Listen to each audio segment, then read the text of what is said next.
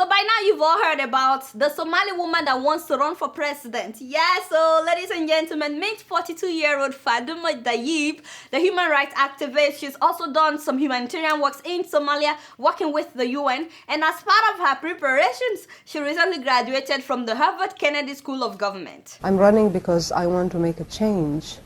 I want to make a difference in the lives of Somalis. Of course, you can watch the full video on BBC. She's particularly passionate about how so many young people are leaving the country via the sea, and many of them are dying on their way. Apparently, 85% of the population in Somalia is below the age of 35. I was shocked. But you know, someone pointed out to me that, Adeola, that's the case in so many African countries. Can you believe? Now, I believe this woman is a hero, mainly because the moment she announced her intention to run, she started getting death threats.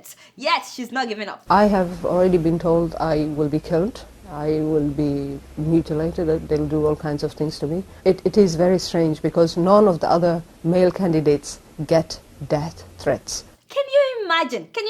Because she wants to run for presidency? Hey, Wuhan! I didn't know that there are people who still look down on women like we're nothing. They must know about me. They must know about me. I hope Nigerians are getting ready, by the way, because this girl right here will be your first lady someday. By fire, by force. Shut up. Mind your business. What is your own? Now, to be honest, I'm not sure if the threats are because she's a woman or because I feel like with everything going on in Somalia, anybody that wants to make a change, the terrorists will try to kill anybody that wants to make a change. But I like this woman. Instead of being afraid, she believes that she's getting the threats mainly because she's doing something right. Why would I get people threatening me in this fashion? So it means I must be doing something right. I must be on the right track. So yes, I will run, and they will never ever stop me from doing that.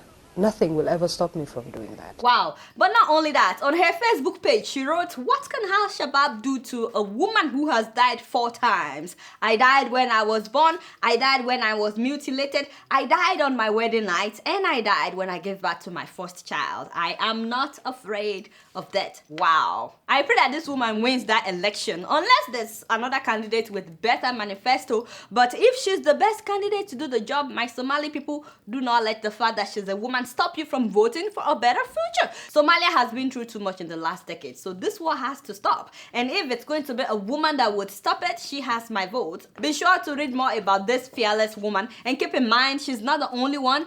There has been so many Somali women doing big things in Somalia, like the daughter of the late peace advocate Elman, who was murdered several years ago in Somalia. I wouldn't be surprised if his daughter Ilwad becomes the president someday.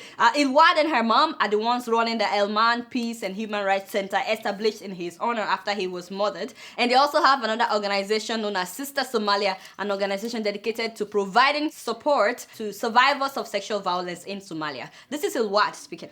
A lot of the work that we do is focused on monitoring and documenting human rights violations and abuses that are happening in the country. But we also provide services for the victims that we identify. So it's not just about collecting information, but identifying the victims and helping them to rebuild and reclaim their lives. Go girl, that's so inspiring. So to know more about Ilwad Elman, check out her inspirational story on TED Talk. You guys, I don't know much. Guess what? I'm just keeping it real.